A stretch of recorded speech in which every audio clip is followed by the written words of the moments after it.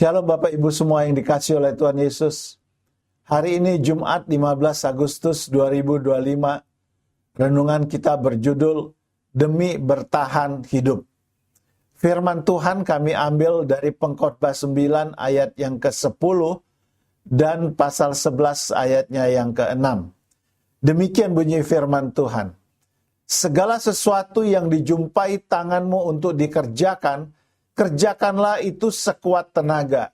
Karena tak ada pekerjaan, pertimbangan, pengetahuan, dan hikmat dalam dunia orang mati.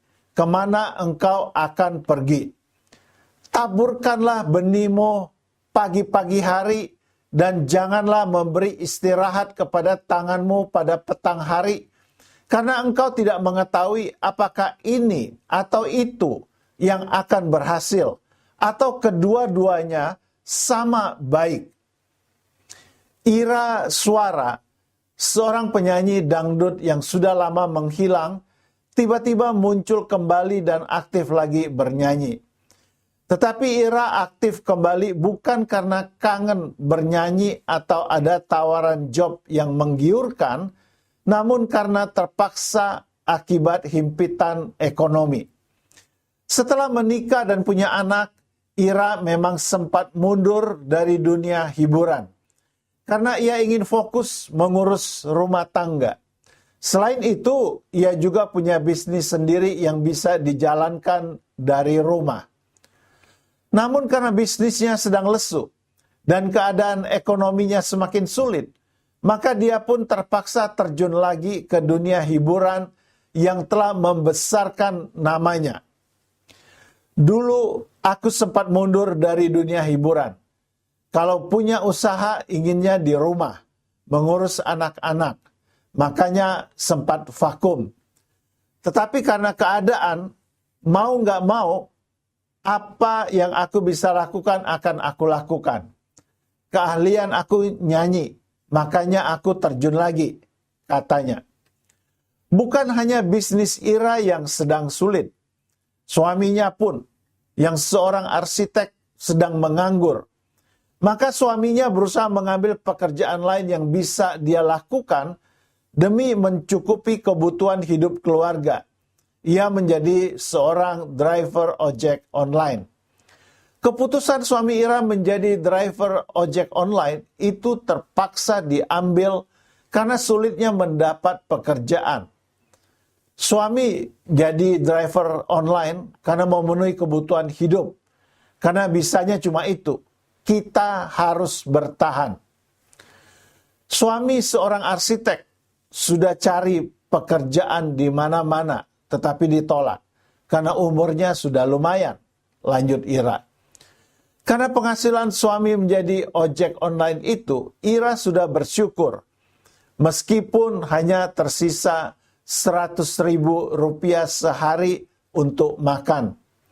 Istilahnya hasil bersih hanya cukup untuk makan 100.000 saja sudah bersyukur.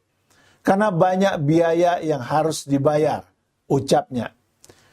Akibat keadaan ekonomi yang sulit, Ira bahkan terpaksa menjual aset-asetnya. Apalagi putri Ira juga sempat cuti kuliah karena tidak ada biaya. Ira terpaksa meminjam uang dan menjual aset-aset miliknya untuk bertahan hidup. Tabungan kepakai, aset dijual, rumah juga. Benar-benar kita ngontrak, tutur Ira. Tetapi dengan kondisi seperti itu, Ira tetap bersyukur dan masih bisa kuat, masih bisa menjalaninya. Walau diakuinya, dia juga sempat stres. Aku harus kuat buat anak-anak aku, buat keluarga, pasrah, nikmati aja, sambungnya. Di zaman sekarang, tampaknya hidup semakin sulit. Bukan hanya orang biasa, bahkan mereka yang tadinya sudah tergolong mapan secara ekonomi, banyak yang mengalami kesulitan keuangan, termasuk para artis. Ira Suara hanyalah salah satu di antaranya. Untuk itu, kita perlu kreatif dalam mencari peluang, untuk menambah penghasilan. Tidak harus sesuai dengan pendidikan, keahlian, atau minat kita. Apa saja bisa kita kerjakan asal itu bisa menghasilkan dan tentunya tidak bertentangan dengan firman Tuhan. Tetapi di atas itu semua, kita harus terus berdoa, minta campur tangan Tuhan atas segala yang kita kerjakan agar dibuatnya berhasil.